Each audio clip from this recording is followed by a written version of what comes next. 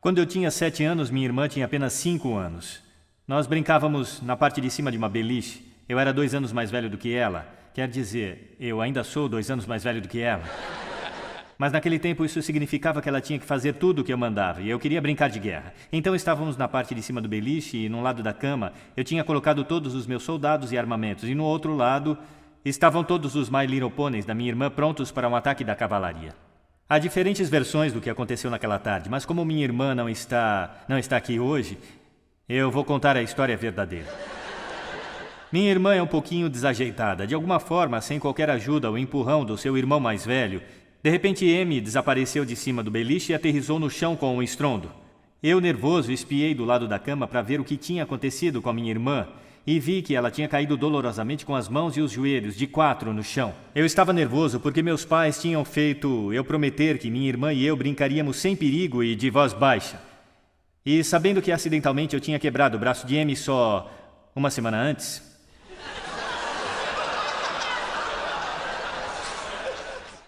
a empurrando heroicamente fora do alvo de um tiro iminente e imaginário pelo qual ainda não me agradeceram, eu estava tentando fazer tudo o que era possível.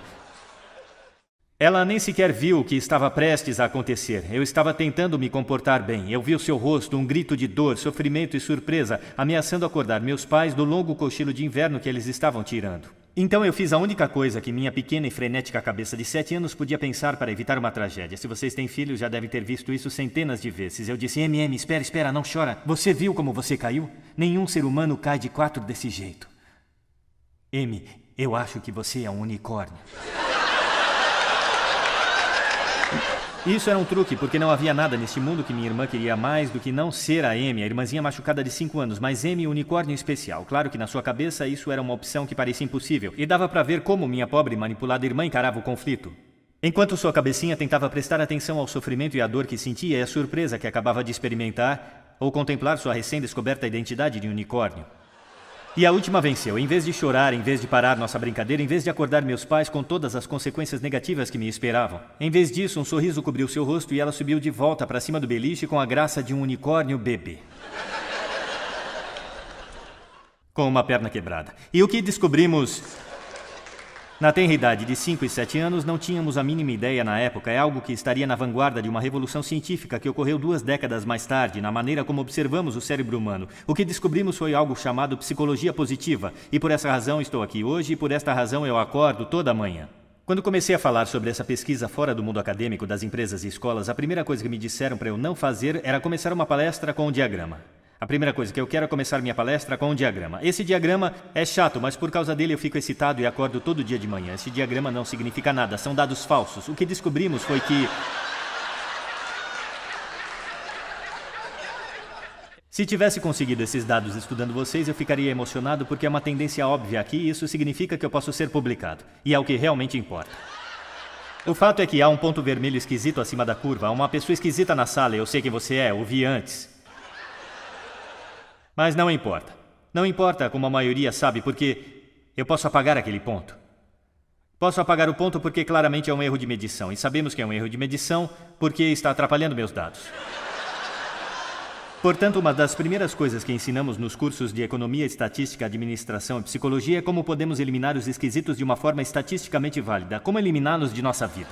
O que é fantástico se estou tentando saber quantos analgésicos uma pessoa comum deveria tomar. 2. Mas se estou interessado no seu potencial, ou na sua felicidade, na produtividade, ou na energia, ou na criatividade, o que estamos fazendo é criar um culto científico dos medianos. Se faço uma pergunta tipo, quão rápido pode uma criança aprender a ler na sala de aula? Os cientistas mudam a pergunta para quão rápido a criança mediana aprende a ler na sala de aula, e aí nós ajustamos as classes de acordo com a média. Agora, se vocês descem abaixo da média nesta curva, aí então os psicólogos ficam animados. Porque isso significa que você ou está deprimido ou tem um problema, ou talvez ambos. Esperamos que sejam ambos, porque no nosso negócio, se você vem para uma sessão terapêutica com problema, fazemos questão que você vá embora sabendo que tem 10. E assim você volta muitas vezes. Vamos levá-lo de volta à infância se necessário, mas no fim o que queremos é torná-lo normal de novo. Mas normal é meramente mediano, e o que a psicologia positiva propõe é que se estudarmos o que é meramente mediano, permanecemos meramente medianos. Então, ao invés de apagar esses fora de série positivos, o que faço é ver uma população como essa e perguntar por quê? Por que alguns de vocês estão tão acima da curva em termos de habilidade intelectual, atlética e musical, criatividade, níveis de energia, resiliência em confronto a desafios e senso de humor? Seja lá o que for, ao invés de o deletar, eu prefiro estudar você. Porque talvez possamos obter informação não só como mover as pessoas para o mediano, mas como podemos mover todo o mediano para cima em nossas empresas e escolas do mundo inteiro. Esse diagrama é importante porque quando ouço o noticiário, a maior parte da informação não é positiva, é negativa. A maior parte é sobre assassinato, corrupção, doenças, desastres naturais e muito rápido minha cabeça começa a pensar se essa é a proporção precisa do negativo para o positivo no mundo. E isso está criando algo chamado Síndrome da Faculdade de Medicina, que se você conhece alguma pessoa que estuda medicina durante o primeiro ano, ao ler a lista dos sintomas e doenças que poderiam acontecer, percebem que tem todos eles. Eu tenho um cunhado que se chama Bobo, isso é uma outra história. Bobo casou-se com Amy, unicórnio. Bobo me ligou da faculdade de medicina de Yale e disse: Sean, eu tenho lepra. Que até em Yale é bastante raro. Mas não sabia como consolar o pobre do Bobo, porque ele tinha acabado de se recuperar de uma semana inteira com menopausa. Descobrimos que não é a realidade que nos molda, mas as lentes através das quais o cérebro vê o mundo que molda a sua realidade. Se mudarmos as lentes, não só podemos mudar a felicidade, como podemos mudar cada resultado educacional e empresarial ao mesmo tempo. Quando me candidatei a Harvard, foi um desafio. Eu não esperava entrar, minha família não tinha dinheiro. 2 semanas depois, consegui uma bolsa de estudos militar. De repente, algo que não era sequer uma possibilidade tornou-se realidade. Quando cheguei, achei que todos também veriam isso como um privilégio, que estariam muito emocionados. Mesmo se você estiver numa sala cheia de gente muito mais inteligente que você, se sentiria feliz apenas por estar naquela sala, e é o que eu senti. Mas o que descobri é que, embora algumas pessoas sentem isso, quando me formei depois de 4 anos, passei os próximos 8 anos vivendo em dormitórios com os estudantes. Harvard me pediu, e eu não era esse cara. Eu só era um funcionário de Harvard para aconselhar os estudantes durante os difíceis 4 anos. E o que encontrei em minhas pesquisas foi que esses estudantes, por mais felizes pelo sucesso de entrar na faculdade, 2 semanas depois não focavam no privilégio de estarem lá, nem na filosofia ou na física. Eles focavam na competição, no trabalho acadêmico, nos problemas, focavam nas pressões, nas reclamações. Quando fui à universidade pela primeira vez, entrei no salão de jantar dos calouros, que era onde meus amigos de Waco, Texas, onde eu cresci, sei que alguns de vocês já ouviram falar do lugar. Quando vinham me visitar, olhavam ao redor e diziam: esse salão parece de Hogwarts, do filme Harry Potter, e parece mesmo, é Harvard. E quando vem isso, dizem: Sean, por que você perde tempo estudando felicidade em Harvard? Sério, o que pode ter um estudante de Harvard para sentir-se infeliz? Implícito nessa pergunta está a chave para a ciência da felicidade, porque o que esta pergunta presume é que o nosso mundo externo pode predizer nossos níveis de felicidade, quando na realidade, se sei tudo sobre seu mundo externo, só posso predizer 10% de sua felicidade a longo prazo. 90% da sua felicidade a longo prazo não é prevista pelo mundo externo, mas pela maneira que seu cérebro processa o mundo. E se mudamos isto, se mudamos nossa fórmula de felicidade e sucesso, o que podemos fazer é mudar a forma que podemos então afetar a realidade. Descobrimos que somente 25% do sucesso profissional são previstos por QI, 75% são previstos pelos seus níveis de otimismo, seu suporte social e sua capacidade de ver o estresse como um desafio em vez de uma ameaça. Falei num colégio interno em New England, talvez o de maior prestígio, e disseram: já sabemos disso, todo ano, em vez de apenas ensinar, também temos uma semana de bem-estar. Na noite da segunda-feira temos um expert e líder mundial que vai falar sobre depressão adolescente. Na terça-feira é sobre violência e bullying. Na quarta é sobre distúrbios alimentares. Na quinta é sobre como evitar o uso de drogas. E na sexta estamos decidindo entre riscos do sexo e felicidade. Eu disse isso e a noite de sexta para a maioria.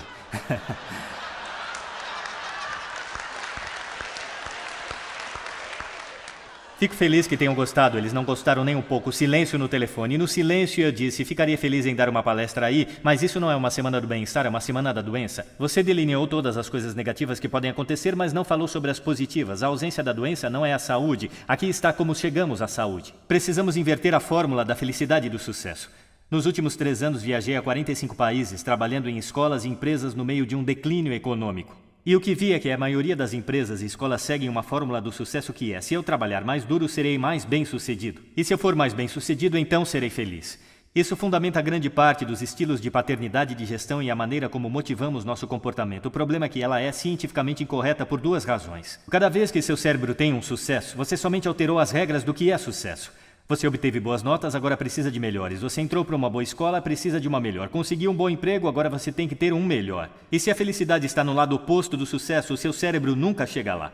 O que fizemos foi empurrar a felicidade além do horizonte cognitivo, como uma sociedade. E isso porque pensamos que temos que ser bem-sucedidos para sermos mais felizes. O problema é que nosso cérebro funciona no sentido oposto. Se elevamos o nível de positivismo de uma pessoa no presente, então seu cérebro tem a experiência que agora chamamos de vantagem da felicidade. Ou seja, o cérebro no positivo funciona bem melhor do que no negativo, neutro ou estressado.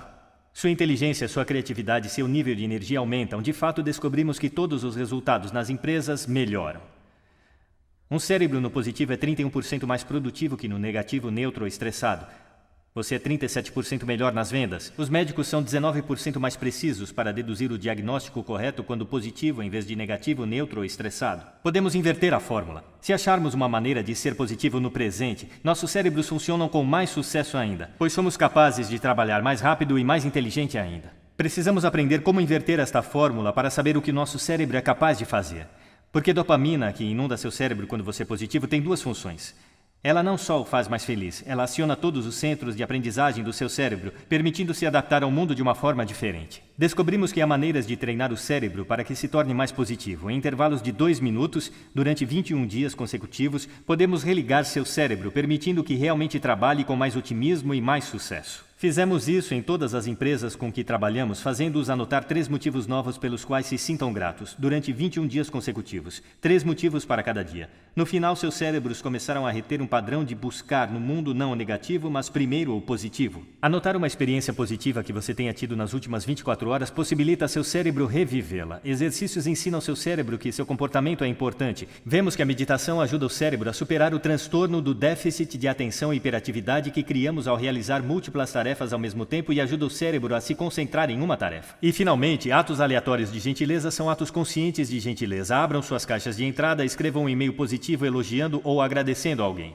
E ao fazermos essas atividades e treinarmos o nosso cérebro como treinamos nosso corpo, o que descobrimos foi que podemos inverter a fórmula da felicidade e sucesso e, ao fazê-lo, não só criamos ondas de positividade, mas criamos uma verdadeira revolução. Muitíssimo obrigado.